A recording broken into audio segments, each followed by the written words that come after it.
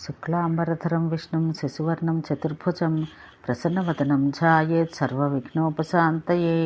మనకి కంచిలోనే ఉన్న బల్లి గురించి మాత్రమే తెలుసు, కానీ నిజానికి అలంపురం జోగులాంబ యొక్క జుట్టులో కూడా ఒక బల్లి ఉంటుంది.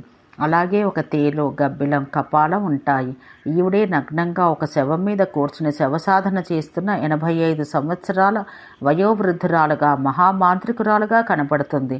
నిజానికి ఈమె మనకి కపాల మోక్షం ఇచ్చే ఆదిపరాశక్తి మాత యొక్క అంతిమ రూపం.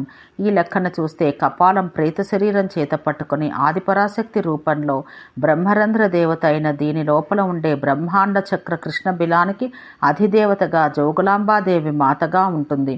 నిజానికి ఈమె జోగులాంబ కాదు, యోగులాంబ. కాలక్రమేణా యోగులాంబ కాస్త జోగులాంబ అయిందని అంటారు.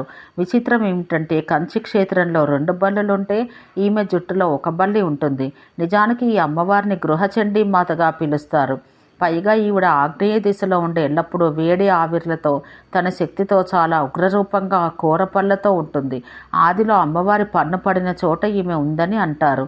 ఇక ఈమె రూపం విషయానికి వస్తే, ఈ విశ్వ సృష్టి అంతరించే సమయంలో బల్లుల యొక్క సంయోగం వల్ల ఏర్పడ్డ బల్లి గుడ్డు వల్ల ఈ విశ్వ సృష్టి జరుగుతుంది అని మనకి తెలుపుతుంది.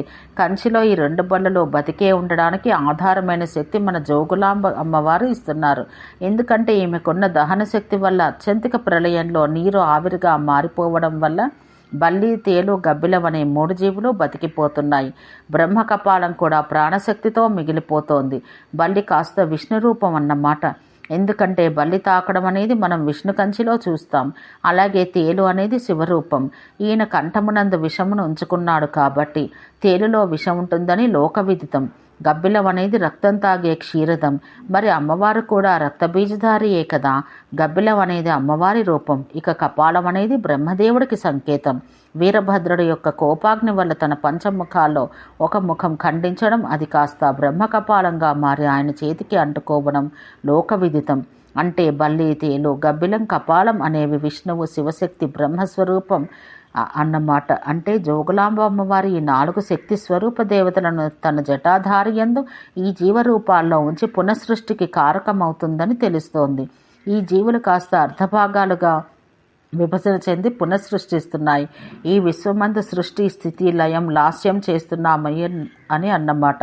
కారణం వీరికున్న బలహీనతలు దాటలేకపోవడమే. ఈ జీవులకు ఈ బలహీనత లేకపోతే జోగులాంబ చేతుల్లో వీటికి కపాల మోక్షం కలిగేది. కారణం ఈవిడ మాత్రమే శరీరంలో జీవకలనగా ప్రాణశక్తిని తగ్గించగలదు. తన దహన శక్తితో ప్రాణశక్తి కాస్త నెమ్మదిగా ఆవిరైపోతుంది.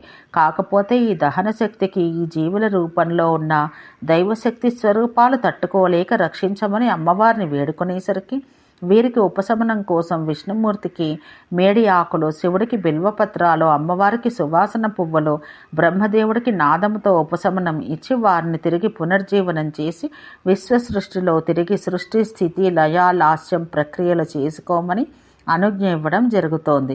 మేమెలాగైతే కామగుణానికి భయపడడానికి బలహీనపడితే ఈ త్రిమూర్తులు కాస్త సృష్టి యొక్క త్రికార్యాల బలహీనతకి గురయ్యారు.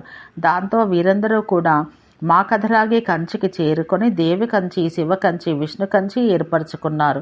బ్రహ్మయ్యకు పూజించే అధికారం ఉంటే ఈ పాటికి ఎప్పుడో బ్రహ్మకు కూడా కంచి ఏర్పడేది.